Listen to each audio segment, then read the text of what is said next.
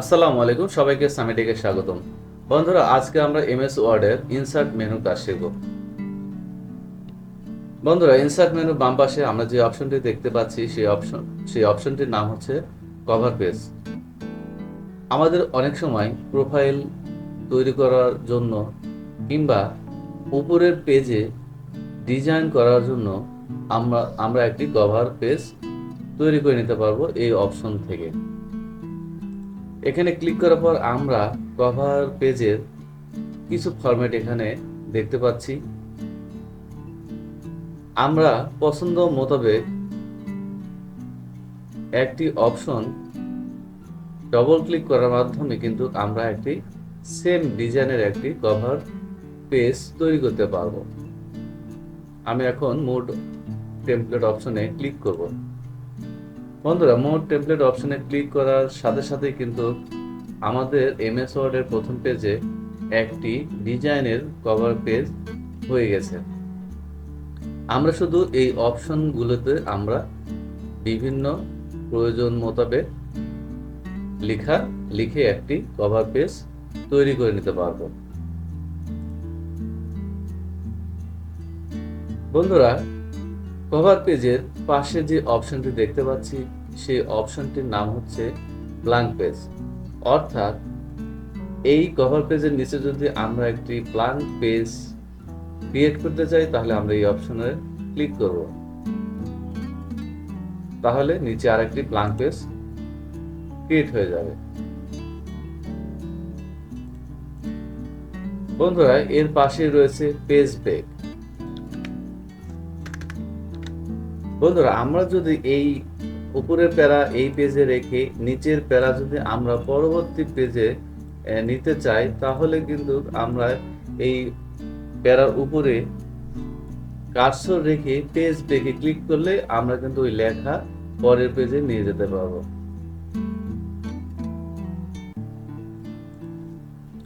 বন্ধুরা, এর পাশে রয়েছে টেবিল। এই টেবিলে সাধারণত কিছু ফরম্যাট অটোমেটিক দেওয়া আছে। আমরা এখান থেকে এইভাবে সিলেক্ট করার মাধ্যমে একটি টেবিল তৈরি করতে পারবো। এছাড়া ইনসার্ট টেবিলে আমরা কিন্তু কলাম ও রয়ের সংখ্যা দিয়ে কিন্তু আমরা একটি টেবিল তৈরি করতে পারবো। আমরা যদি উপরে 5টি কলাম আর নিচে 2টি রো দিয়ে একটি টেবিল ক্রিয়েট করতে চাই তাহলে আমরা উপরে 5 নিচে 2 দিয়ে ওকে দিলেই কিন্তু 5টি কলাম ও 2টি রো এর একটি টেবিল তৈরি হবে। আমরা যদি 5টির জায়গায় যদি এখানে 7টি দিই, 2টির জায়গায় যদি 5টি দিই তাহলে আমরা সেম চাহিদা মোতাবেক একটি টেবিল তৈরি করতে পারবো। এছাড়া টেবিল অপশনের মধ্যে ড্র টেবিল অপশন নামে একটি অপশন আছে। এটার কাজ হচ্ছে পেন্সিল দিয়ে আমরা কিন্তু টেবিলের মধ্যে আরো টেবিল আঁকতে পারবো। এভাবে আমরা টেবিলের মধ্যে টেবিল আঁকতে পারবো। এইটির কাজ হচ্ছে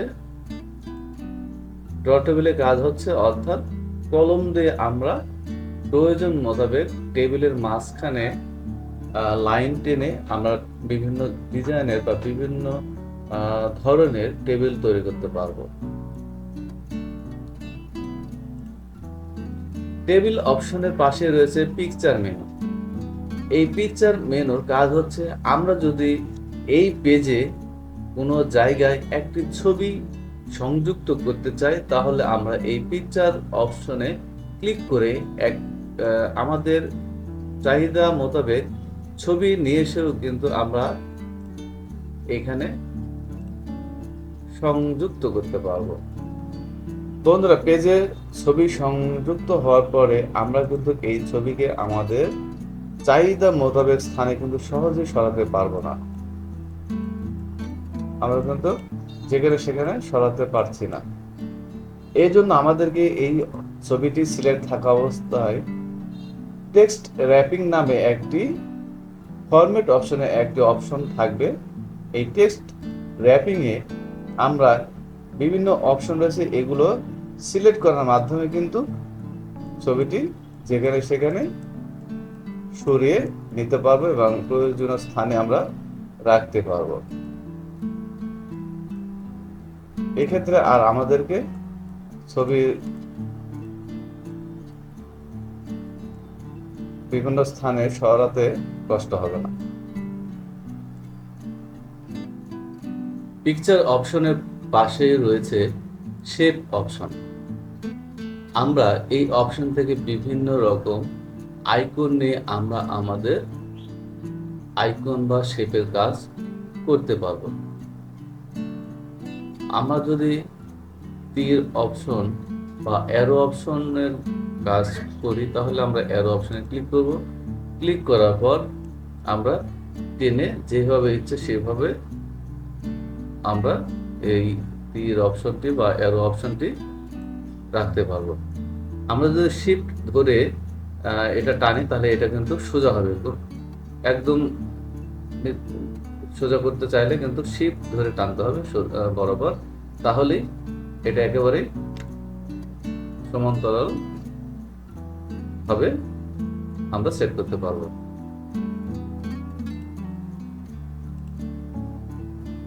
এইভাবে আমরা বিভিন্ন শেপ নিয়ে আমরা আমাদের কাজ করতে পারবো।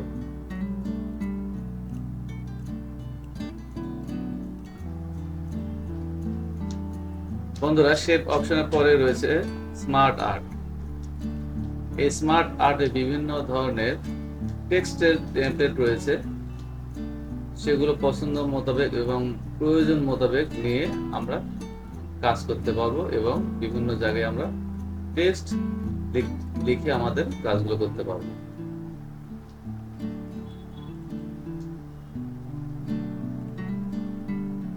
বন্ধুরা, স্মার্ট আর্টের পর রয়েছে চার্ট অপশন।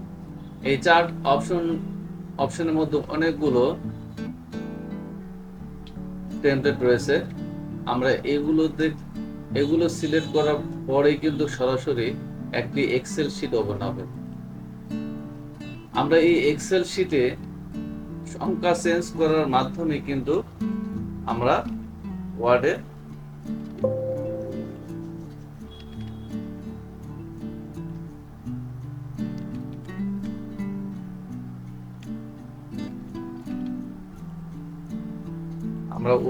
আউটপুট পাবো। এভাবে আমরা বার চার্ট তৈরি করতে পারবো।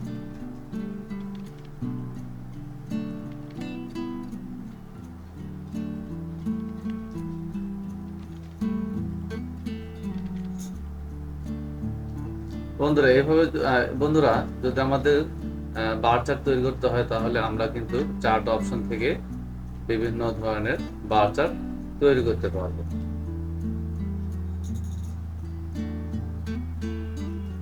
ফুটার অপশন, আমরা যদি হেডারে আমাদের ফাইলের অবস্থান কোথায় সেটি যদি দিতে চাই তাহলে কিন্তু আমরা হেডার বা ফুটারে দিতে পারবো। আমি হেডারে না দিয়ে ফুটার অপশনটি আপনাদের দেখাবো। এখানে বিভিন্ন ধরনের ফুটার দেওয়া রয়েছে। আমরা চাইলে আমরা আমাদের চয়েস মোতাবেক ফুটার নিয়ে আমরা ফুটার দিতে পারবো। অপশনে ক্লিক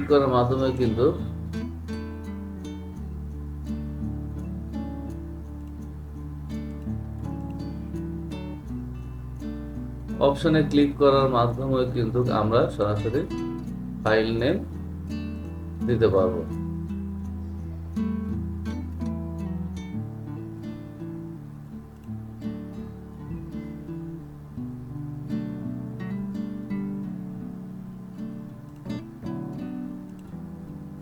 ডকুমেন্ট 1, অর্থাৎ আমি এই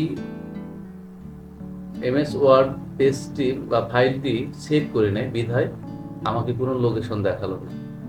আমরা যদি এটি কোনো ফোল্ডারে সেভ করি তাহলেই কিন্তু আমাদেরকে টাইপ দ্য ডকুমেন্ট টাইটেল এই নামে আমি ফাইলটি সেভ করব। এখন আমি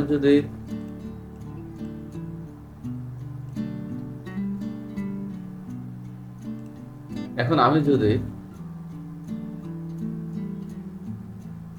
ফুটার দিতে চাই তাহলে আমি ফাইল নেমে ক্লিক করব। নাম থাকবে সমস্যা নাই। এখন আমি ওকে করলেই কিন্তু জি ড্রাইভে টাইপ দ্য ডকুমেন্ট টাইটেল, এটি অটোমেটিক চলে এসেছে। এভাবে আমরা হিডার বা ফুটার দিতে পারবো। বন্ধুরা, তার পাশে রয়েছে পেজ নাম্বার। আমরা যদি পেজ নাম্বার দিতে চাই, আমরা সরাসরি সাধারণত বটমই সবসময় আমরা পেজ নাম্বার দিই। সেক্ষেত্রে আমরা বটমটাই আমরা বেছে নেব। আমরা বাম দিকেও পেজ নাম্বার দিতে পারবো, মিডলেও দিতে পারবো, এছাড়া ডান দিকেও আমরা পেজ নাম্বার দিতে পারবো। বন্ধুরা, আমি এখন পেজ নাম্বার দিব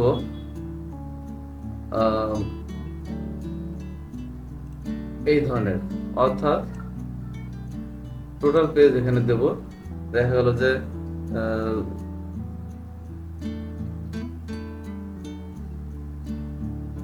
6।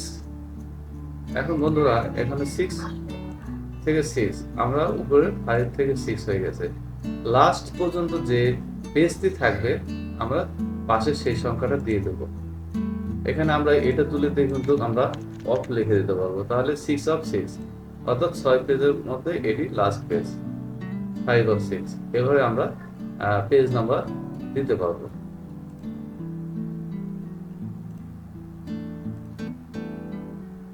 বন্ধুরা, এর পাশে রয়েছে টেক্সট বক্স, অর্থাৎ আমরা বক্স আকারে টেক্সট লিখে আমরা এই বক্সটি বিভিন্ন জায়গায় কিন্তু আমরা নিয়ে যেতে পারবো, নিয়ে যেয়ে সেখানে রাখতে পারবো।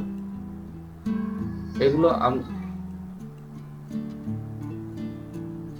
রাখতে পারবো এবং সেখানে আমরা সেই বক্স আকারেও দিতে পারবো। এছাড়া কিন্তু আমরা বক্সের লাইনটাও তুলে দিতে পারবো। আমরা যদি এই বক্সের উপর ক্লিক করি, তাহলে চারিদিকে বক্স সিলেক্ট অপশন দেখাবে। এই বক্সের উপর ক্লিক করার সাথে সাথে চারিদিকে সিলেক্ট অপশন দেখাবে। এরপরে আমরা যদি শেপ আউটলাইনে আমরা যদি নো আউটলাইন দিই, তাহলে কিন্তু এই লাইনগুলো আর দেখাবে না। এভাবে কিন্তু আমরা টেক্সট বক্স নিয়ে আমরা টেক্সট লিখতে পারবো। টেক্সট বক্সের পাশে দেখতে পাচ্ছি কুইক পার্স। এটি হচ্ছে ওই যে আমি দেখালাম হিডার ফোল্ডারের যে ব্যাপারটা, এটি হচ্ছে সেই অপশন। হ্যাঁ, এখানে আমরা ফাইল নেম দিয়ে এই যে হিডার ফোল্ডার আমরা দিতে পারবো। এটা হচ্ছে আমরা অপশনে সরাসরি পেয়ে গেলাম, আর আমরা ওইখানে আমরা কিন্তু সিলেক্ট অপশনে মানে সরাসরি হিডার ফোল্ডার সিলেক্ট করার পরে এই অপশনগুলো চলে আসে। বন্ধু, এর পাশে রয়েছে ওয়ার্ড আর্ট, অর্থাৎ এখানে বিভিন্ন ডিজাইনের ওয়ার্ড আর্ট রয়েছে। আমরা কিন্তু এই ওয়ার্ড আর্ট গুলো বিভিন্ন ক্ষেত্রে ব্যবহার করি। যদি আমাদের ব্যবহার করার প্রয়োজন হয়, আমরা সেই ডিজাইনের ওয়ার্ড আর্ট নিয়ে আমরা এখানে লিখবো। লেখার পরে আমরা ওকে দেবো। ওকে দেওয়ার পরে কিন্তু আমাদের ওয়ার্ড আর্টের লেখা হয়ে গেছে। এই ওয়ার্ড আর্ট লেখা কিন্তু এখন সচরাচর কোথাও যাবে না। আমরা ওই যে টেক্সট র্যাপিং এ ক্লিক করে আমরা বিভিন্ন জায়গায় এটি নিতে পারবো। বন্ধুরা, এখন কিন্তু আমরা এই টেক্সটটা ওয়ার্ড আর্টটা বিভিন্ন জায়গায় নিয়ে বসাতে পারবো। বন্ধুরা, এর পাশে রয়েছে সিগনেচার লাইন। এগুলো সাধারণত দরকার হয় না, ডেট অ্যান্ড টাইম এগুলো ম্যানুয়ালি আমরা ব্যবহার করি।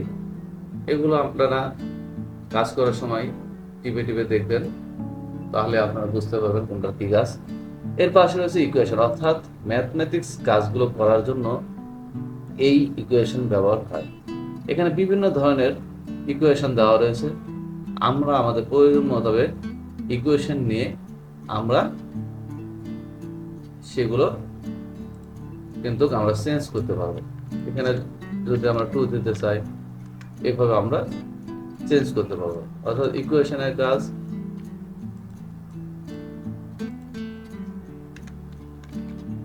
এভাবে আমরা টেক্সটগুলো চেঞ্জ করে আমরা আমাদের প্রয়োজন মাফিক কাজ করতে পারবো ইকুয়েশনে। এর পাশে রয়েছে সিম্বল, অর্থাৎ অনেক সময় বিভিন্ন ধরনের সিম্বলের প্রয়োজন হয়, সেগুলো আমরা ইনসার্টে পেয়ে যাব। আমরা সেই সিম্বলগুলো নিয়ে কিন্তু আমরা কাজ করতে পারবো। বন্ধুরা, এই ছিল আজকের ইনসার্ট মেনুর কাজ। আগামী পর্বে আমরা পেজ লেআউটের কাজ শিখব। বন্ধুরা, আপনাদের কাছে যদি আমার ভিডিওটি ভালো লেগে থাকে এবং প্রয়োজনীয় হয়ে থাকে, তাহলে অবশ্যই আমার ইউটিউব চ্যানেল সাবস্ক্রাইব করবেন এবং সামিটের ফেসবুক পেজ ফলোতে রাখবেন। আপনাদের অনুপ্রেরণা আমাকে সুন্দর সুন্দর আপনাদের প্রয়োজনীয় মোতাবেক ভিডিও তৈরি করতে সহযোগিতা করবে।